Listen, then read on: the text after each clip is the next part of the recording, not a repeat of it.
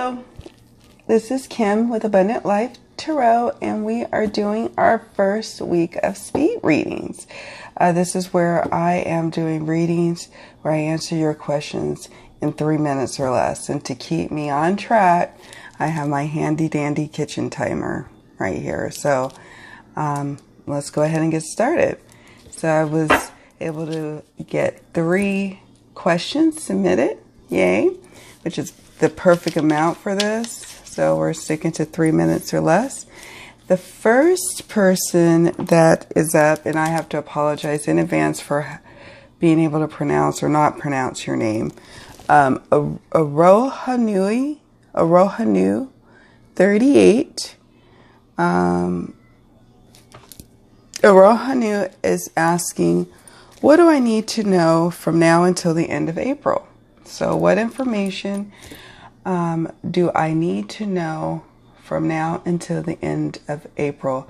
It wasn't specified in what area, so I pulled out my Dear Heart Oracle to get a little guidance, and then we'll start the timer once I start answering the question. So let's see what we got.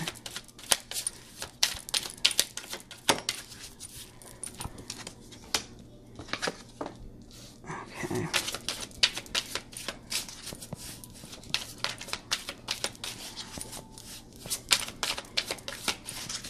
Once I start reading per se, then I'm going to hit the timer.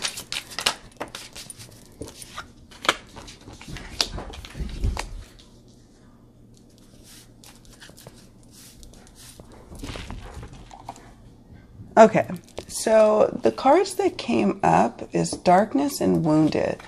We have Darkness and Wounded that jumped from the Dear Heart Oracle. And so when we look at the question, what do I need to know from now until the end of April? I apologize for the long signal there. Is you're going to have to work through the wounds here to get to the other side of this time in your life, this darkness time. Let's get some more insight about what this darkness is about. Spirit, what is this darkness that has befallen on Arohanu? What is this darkness? And what can we do about it?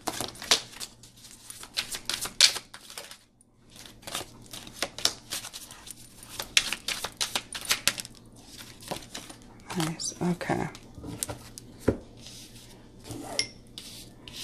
All right. So to help you kind of navigate this situation is the High Priestess, following your intuition, going within, tapping into your intuition. Perhaps it is because of your intuition you're now in this place of dealing with your wounds, going within, dealing with the darkness, being a hermit. But instead of being the hermit, your embodiment is in the High Priestess, someone who is magical, who is intuitive, who is powerful, someone who can transform their wounds into their testimony. So from now until the end of April, you're invited to go within, go deep inside of the wounds, work that magic once and for all, release it so that way you can move into May in a lighter, brighter way.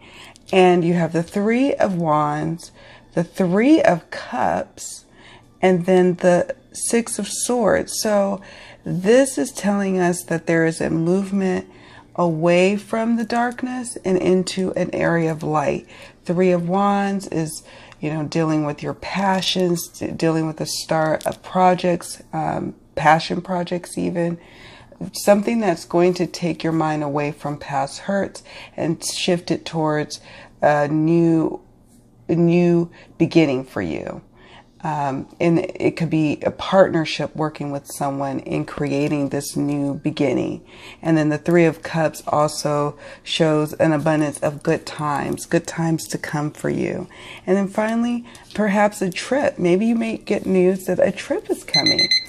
So you have a lot going on here, But all in all, yes, the remainder of the month is about darkness and wounds, but I get a sense that this is just past energy, and now you're moving towards a lighter, brighter future once you rely on your intuition to get you there. Thank you.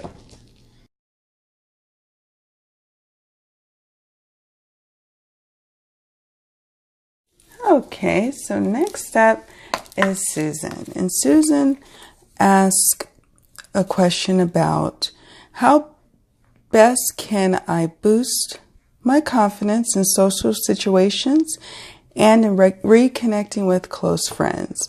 She's been hermiting a while, doing some, deep shadow work and going within quite a bit, and now she is trying to reconnect. So, all right, Spirit, let's give us 1 or 2 cards from the Oracle, and then we'll look at the Tarot for Susan, how she can best reconnect with her close friends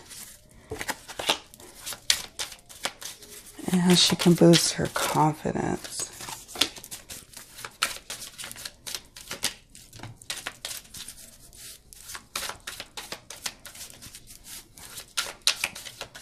Okay. All right. So let me hit my start button. Okay, so darkness. So we know that this is the season that you have been in so far. So it's interesting that the Oracle, from the Dear Heart Oracle jumps out darkness, because that's where you have been. But how you move through that and past this season is by cleansing now. By now having a cleanse, a purge, a symbolic detox, if you will. So, for example, having something where you now have a ceremony where you are re-entering the world. Because some of us work better with totems or symbols, this may be helpful for you to now say, okay, I'm no longer in hermit mode, so I'm going to cleanse myself of those kind of moments that's been going on, and surrendering to the mystery of what's to come. You may not be your super confident self in the beginning, but you may not even know how to do that, right? But you just do it anyway. You surrender to the mystery of what it could be or what it is, and then go from there. But the first step is by now kind of, releasing that hermit kind of energy by symbolically putting away maybe the tools that you used during that time, maybe getting out some new tools that you may have. For example, if you use tarot, maybe putting away the decks that you used during that time period for your hermit mode, and pulling out new decks that are more socially engaging, cleansing yourself of the activities you were doing before, and definitely surrendering to the unknown. Spirit, do you have any other guidance for Susan and how she can build her confidence and reconnect with her friends? Okay. Oh, I'm running out of time. All right, we have King of Swords, and we have the Queen of Pentacles. It's beefing up your surroundings, springifying if you live, in the Northern Hemisphere with spring, changing out your clothes, changing your comfort, creatures of comfort things in your home, your style. These kind of external things will kind of boost your confidence, believe it or not. And then you have much experience to share with your friends. Your friends are going to want to hear the wisdom that you have to share about what you have gone through during this time. You don't have to share everything, but you have lots of wisdom, and you are now being called to now be like the hermit and share what it is that you have gone through, if you so choose, if you are so ready. But that's the beautiful part of being in the hermit mode, right? As once you have gone through it, you can now come out, cleanse, purge, and then now share those gifts that you were able to receive during that time in your life? Wow, thank you so much for the beautiful question, Susan. Much love.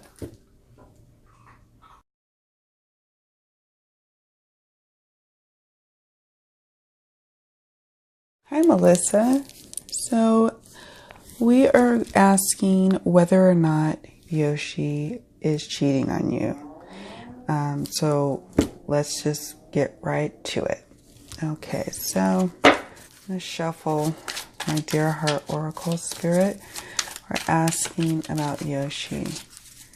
What are the energies surrounding whether or not Yoshi is cheating on? Gosh, I swear I shuffle these cards up really well. Okay.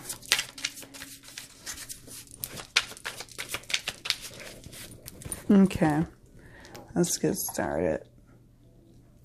All right, so the first card that jumps is darkness, and then the second card that jumped is illumination. So what happens in the dark comes to light is the old saying that comes to mind when I look at these two cards together. Something is needing to be illuminated. It could be, yes, that maybe there's some things going on in the dark that now will be coming to light. Let's ask the tarot. Spirit, is Yoshi, what are the energies surrounding Yoshi cheating on?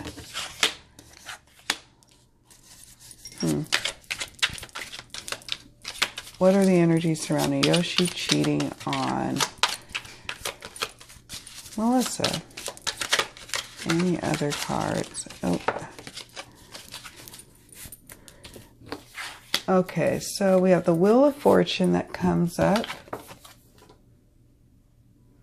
We have the Nine of Cups, which she kind of has a smug look. Typically the Nine of Cups is a man who kind of looks a little cocky. And then we have the Death card. Okay. About a new ending, a new beginning. So yes, it could be that there's some flirtations going on that's going to soon come to light.